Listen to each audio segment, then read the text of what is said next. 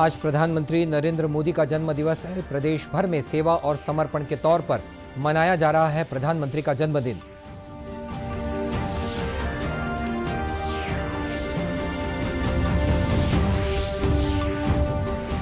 छत्तीसगढ़ के स्कूलों में भी पढ़ाया जाएगा आईटीआई का पाठ्यक्रम। मुख्यमंत्री भूपेश बघेल ने आज से की शुरुआत।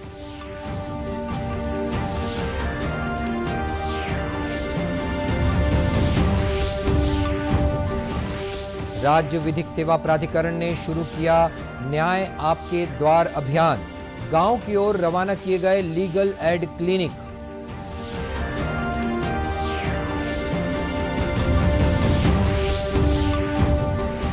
और प्रदेश भर में पारंपरिक श्रद्धा और उल्लास के साथ मनाई जा रही है विश्वकर्मा जयंती।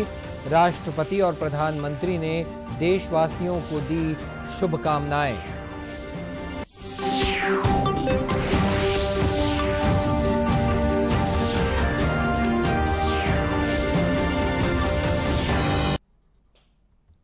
नमस्कार, आप देख रहे हैं दूरदर्शन समाचार। मैं हूं मनीष अहलूवालिया और अब समाचार विस्तार से। आज प्रधानमंत्री नरेंद्र मोदी का 71वां जन्मदिवस है। मुख्यमंत्री और प्रधानमंत्री के रूप में श्री मोदी की 2 दशक की सेवा और सुशासन के प्रति समर्पण का उत्सव मनाने का यह अवसर है। इन 20 वर्षों के दौरान श्री मोदी ने गरीबों के सामने आने वाली मूलभूत समस्याओं को दूर करने के अपने अथक प्रयासों के माध्यम से करोड़ों लोगों के जीवन पर अपनी अमिट छाप छोड़ी है। उनके 20 साल एक ऐसे नेता की कहानी है जो जमीनी स्तर से उभरा है। प्रधानमंत्री मोदी ऐसे नेता नहीं हैं जो किसी निश्चित सिद्धांत द्वारा निर्देशित हों। राष्ट्रपति रामनाथ कोविंद ने प्रधानमंत्री नरेंद्र मोदी को उनके जन्मदिन पर बधाई दी है। श्री कोविंद ने एक ट्वीट संदेश में उनके अच्छे स्वास्थ्य की कामना की है और कहा है कि श्री मोदी अहर्निश सेवामय की भावना के साथ राष्ट्र की सेवा करते रहेंगे। उपराष्ट्रपति एम वेंकैया नायडू ने प्रधानमंत्री नरेंद्र मोदी को उनके जन्मदिन पर शुभकामनाएं दी हैं। एक ट्वीट में श्री नायडू ने कहा है कि श्री मोदी की असाधारण दृष्टि, अनुकरणीय नेतृत्व और समर्पित सेवा से देश का सर्वांगीण विकास हुआ है। उपराष्ट्रपति ने श्री मोदी के लंबे, स्वस्थ और सुखी जीवन की कामना भी की है।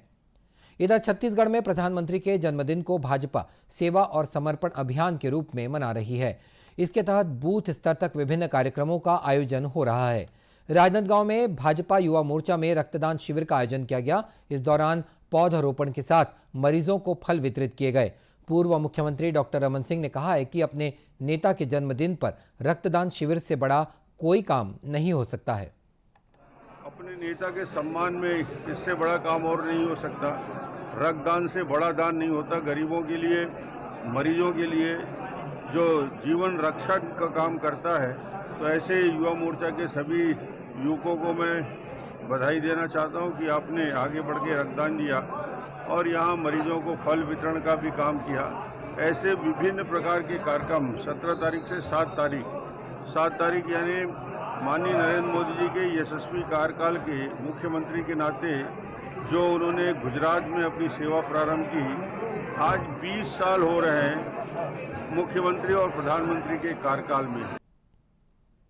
प्रदेश भाजपा कार्यालय कुशाभाऊ ठाकरे परिसर में नवा भारत के युवा दर्शन विषय पर एक संगोष्ठी का आयोजन किया गया। इसमें भाजपा के प्रदेश प्रभारी शिवक प्रकाश, प्रदेश अध्यक्ष विष्णुदेव साय और संगठन महामंत्री पवन साय सहित वरिष्ठ नेता और कार्यकर्ता शामिल हुए। इस अवसर पर प्रधानमंत्री के व्यक्तित्व और कृतित्व पर आधारित एक चित्र प्रदर्शनी भी लगाई गई है। भाजपा युवा मोर्चा के प्रदेश अध्यक्ष अमित साहू ने कहा है कि संगोष्ठी में युवाओं को भाजपा के विचारधारा की जानकारी दी गई।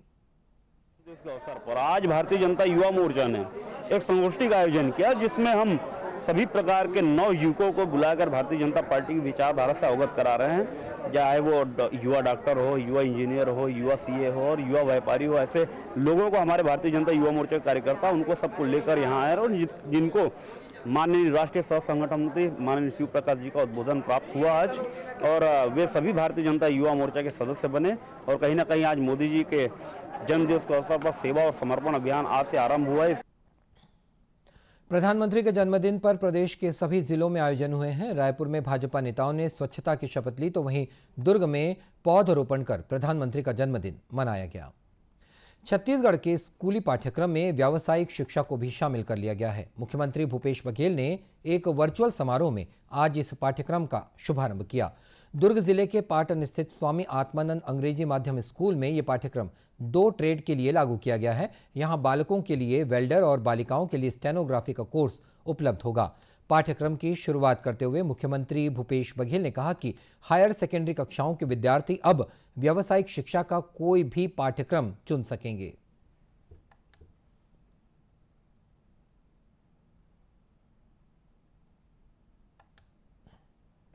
अब छत्तीसगढ़ के बच्चे स्कूलों में पढ़ाई करने के साथ साथ हुनर भी सीख सकेंगे। इसके लिए रोजगार उन्मुखी शिक्षा पाठ्यक्रम का शुभारंभ पाटन से किया जा रहा है। यह पाठ्यक्रम स्कूल शिक्षा विभाग और ITI ने संयुक्त रूप से तैयार किया है।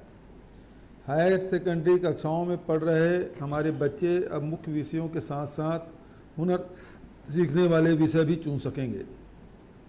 छात्रों के लिए वेल्डर ट्रेड और छात्राओं के लिए स्टेनोग्राफी हिंदी पाठ्यक्रम निर्धारित किया गया है। ये पाठ्यक्रम 2 वर्ष का होगा। 11वीं और 12वीं की पढ़ाई के दौरान 2 वर्ष में यह पाठ्यक्रम भी पूरा हो जाएगा। जब बच्चे 12वीं की परीक्षा पास कर लेंगे तो उन्हें हायर सेकेंडरी के साथ साथ ITI का भी प्रमाण पत्र दिया जाएगा।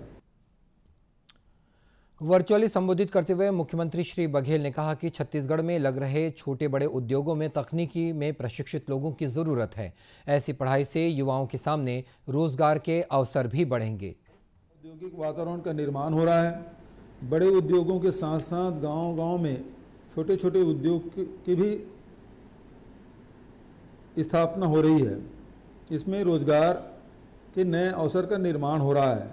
स्कूली स्तर पर ही कौशल प्रशिक्षण प्राप्त कर चुके हमारे बच्चों को इन अवसरों का लाभ मिलेगा। मुख्यमंत्री ने बताया कि यह पाठ्यक्रम 2 वर्ष का होगा और 12वीं की परीक्षा उत्तीर्ण करने वाले विद्यार्थियों को ITI का प्रमाण पत्र भी दिया जाएगा। छत्तीसगढ़ राज्य विधिक सेवा प्राधिकरण ने आज से न्याय आपके द्वार अभियान शुरू किया है। छत्तीसगढ़ उच्च न्यायालय के कार्यवाहक मुख्य न्यायाधीश प्रशांत कुमार मिश्रा ने हरी झंडी दिखाकर मोबाइल लीगल एड क्लिनिक को रवाना किया। प्राधिकरण की यह मोबाइल वैन सभी जिलों में भेजी गई है। अभियान की जानकारी देते हुए कार्यवाहक मुख्य न्यायाधीश जस्टिस मिश्रा ने बताया कि हमारी कोशिश लोगों में कानून और न्याय व्यवस्था के प्रति जागरूकता लाने की है। सरकार के डिपार्टमेंट ऑफ जस्टिस का ये आज 17 सितंबर को एक विशेष अभियान चलाया जा रहा है, जिसमें गांव-गांव तक दूरस्थ क्षेत्रों में भी न्याय के प्रति लोगों को जागरूकता प्रदान करना, अपने अधिकारों के लिए सचेत करना। इसमें कई 8-10 प्रकार की छोटी छोटी शॉर्ट फिल्म्स हैं, जिनके माध्यम से इवन अशिक्षित लोगों को भी न्याय के बारे में और विधिक क्षेत्र के बारे में सूचना दी जाएगी, ताकि वो अपने अधिकारों के प्रति सजग होकर न्याय पाने के लिए न्यायालयों में जाएं और अपने कर्तव्यों का भी निर्वहन करें। देश के प्रति जो उनके कर्तव्य हैं वो भी, और न्याय पाने के लिए न खुद सामने आए बल्कि दूसरों को भी प्रेरित करें कि वो किसी भी प्रकार के दमन अत्याचार के विरुद्ध आवाज उठाकर देश को मजबूत करें। केंद्र सरकार के इस विशेष अभियान के तहत विधिक जागरूकता संबंधित शॉर्ट फिल्मों का प्रदर्शन भी किया जाना है। मोबाइल लीगल एड क्लिनिक 100 गांवों में पहुंचेगी और यहां शिविर लगाकर ग्रामीणों को कानूनी अधिकारों के बारे में जानकारी दी जाएगी। केंद्र सरकार ने सिंगल यूज प्लास्टिक का उपयोग रोकने की कवायद शुरू की है। अब कोरबा जिले के गांव भी नो प्लास्टिक अभियान से जुड़ने लगे हैं। कटघोरा विकासखंड के धवईपुर गांव में महिलाओं का एक स्व सहायता समूह जूट के थैले बना रहा है। इन महिलाओं को आजीविका मिशन से थैला बनाने का प्रशिक्षण दिलाया गया था। इस समूह के बनाए थैले अब ऑनलाइन बिक्री के लिए भी उपलब्ध हैं। कोरबा कलेक्टर रानू साहू ने बताया कि महिला समूह को प्रशिक्षण के बाद 2 सिलाई मशीनें उपलब्ध कराई गई हैं। कोरबा ज़िले में को प्लास्टिक मुक्त करने के संकल्प के तहत DMF से धवलपुर में जननी स्व सहायता समूह को 2 मशीनें प्रदान की गई हैं DMF मद से, और उनके द्वारा बहुत ही अच्छी क्वालिटी के जूट के थैले तैयार किए जा रहे हैं, जो देखने में बहुत ही मनमोहक और बहुत ही आकर्षक है। और ऑनलाइन भी इन थैलों को, जूट के थैलों को जो है ऑर्डर किया जा सकता है। मैं ज़िले की जनता से यही अनुरोध करूंगी कि वो ज़िले को प्लास्टिक मुक्त बनाएं और अधिक से अधिक जूट एवं कपड़े के थैलों का उपयोग करें। वहीं जननी महिला समूह की सदस्य फूल कुमारी मरकाम ने बताया कि जूट के थैले तैयार करके हम गांव और जिले को प्लास्टिक मुक्त बनाने की कोशिश कर रहे हैं। बैग बनाने का एक ही उद्देश्य है कि हम अपने गांव, अपने ब्लॉक, अपने ज़िले को प्लास्टिक मुक्त करना चाहते हैं और ये हमारा कैरी बैग कम से कम में सभी को उपलब्ध हो और ये ऑनलाइन आप ऑर्डर कर सकते हैं। सहायक ग्राम विकास अधिकारी खगेश निर्मलकर ने इस बारे में बताया कि जूट के थैलों से पर्यावरण संरक्षण के साथ ही महिलाओं को रोजगार भी मिल रहा है। एक शॉपिंग बैग ही नहीं बना रहे हैं हम, टिफ़िन बैग, बच्चों का बैग और आपके फोल्डर बैग, ये सारी चीज़ें हम यहाँ पे बना रहे हैं और दीदियों को इससे अच्छा रोज़गार भी मिल रहा है और बहुत कलरफुल, बहुत अट्रैक्टिव तरीके से हम उसको बना रहे हैं। साथ ही हम उसके स्क्रीन प्रिंटिंग, अगर मान लीजिए कोई दुकानदार है या कोई भी अपना मॉल का है, वहाँ पे हमको अगर वो बोलते हैं कि भाई इसमें हमारे दुकान का लोगो या हमारे दुकान का कोई भी नाम जो है वो प्रिंट होना चाहिए, तो हम भी उसको स्क्रीन प्रिंटिंग के माध्यम से वहाँ पे प्रिंट करके दे रहे हैं। और आपको पता ही है जूट जो है बिल्कुल नेचुरल है और लोग जो है वो जिस तरह से पहले थैला पकड़ते थे, आज वो परिपाटी लगभग ख़त्म हो गई हैं। लोग जो है पॉलीथीन ज़्यादा उपयोग करना शुरू कर दिए हैं, कैरी बैग उपयोग करते हैं। तो हमारा उद्देश्य है कि भाई इन चीज़ों को वो छोड़ें और साथ ही साथ इनको हम इतना अट्रैक्टिव और फैशनेबल बना रहे हैं कि वो ना चाहते हुए भी उनका उपयोग करेंगे। इतना अच्छा जो है वो बैग दीदियों के द्वारा बनाई जा रही है, बहुत सस्ते तरीके से और बहुत सस्ती रेट पे हम इनको उपलब्ध करा रहे हैं। आपको बता दें कि महिलाओं का ये समूह अब शहर के बड़े दुकानदारों और मॉल्स में भी अपने जूट के थैले की आपूर्ति कर रहा है और दुकानदारों की मांग के मुताबिक इस पर प्रिंटिंग भी की जा रही है। आज विश्वकर्मा जयंती है। देश भर के औद्योगिक और तकनीकी संस्थानों में आदिशिल्पी भगवान विश्वकर्मा की पूजा हो रही है। प्रधानमंत्री नरेंद्र मोदी ने भगवान विश्वकर्मा की जयंती के पावन अवसर पर लोगों को शुभकामनाएं दी हैं। एक ट्वीट में श्री मोदी ने आशा व्यक्त की है कि देशवासियों पर देवशिल्पी भगवान विश्वकर्मा की कृपा सदैव बनी रहे और हमारा देश प्रगति और समृद्धि की नई ऊंचाइयों पर पहुंचे। छत्तीसगढ़ की राज्यपाल अनुसुईया उइके ने शिल्प और सृजन के देवता भगवान विश्वकर्मा जयंती के अवसर पर प्रदेशवासियों को हार्दिक बधाई और शुभकामनाएं दी हैं। उन्होंने कहा है कि ये दिन हमें श्रम के महत्व को बताता है। इस अवसर पर हम ये प्रयास करें कि अपने श्रम से देश और प्रदेश की प्रगति में अधिक से अधिक योगदान दें। मुख्यमंत्री भूपेश बघेल ने भी भगवान विश्वकर्मा की जयंती पर प्रदेशवासियों को बधाई और शुभकामनाएं दी हैं। श्री बघेल ने कहा है कि प्रदेश के विकास में श्रम वीरों का महत्वपूर्ण योगदान रहा है। विश्वकर्मा जयंती का दिन हमें निर्माण में श्रम के महत्व को बताता है। ये दिन हमें ये संदेश देता है कि हम श्रम से अपने समाज और राष्ट्र के निर्माण के लिए संकल्पित हों। उन्होंने कहा कि भगवान विश्वकर्मा को संसार के प्रथम वास्तुकार की संज्ञा दी गई है। भगवान विश्वकर्मा ने श्रम से सृजन की सार्थकता को स्थापित किया है। मुख्यमंत्री ने कहा कि गढ़बो नवा छत्तीसगढ़ के संकल्प को पूरा करने में श्रम वीरों की महत्वपूर्ण भूमिका होगी।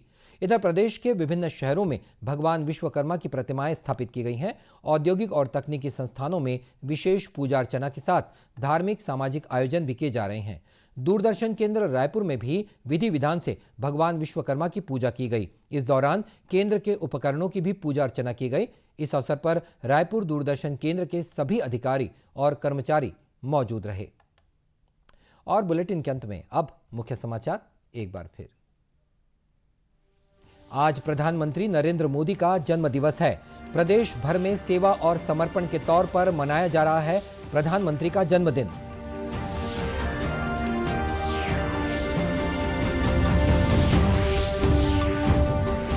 छत्तीसगढ़ के स्कूलों में भी पढ़ाया जाएगा ITI का पाठ्यक्रम। मुख्यमंत्री भूपेश बघेल ने आज से की शुरुआत।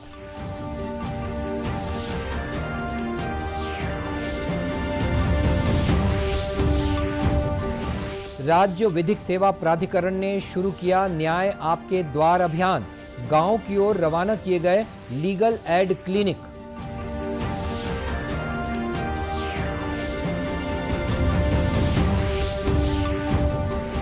और प्रदेश भर में पारंपरिक श्रद्धा और उल्लास से मनाई जा रही है विश्वकर्मा जयंती। राष्ट्रपति और प्रधानमंत्री ने देशवासियों को दी शुभकामनाएं। और इसी के साथ ये समाचार बुलेटिन समाप्त हुआ। नमस्कार।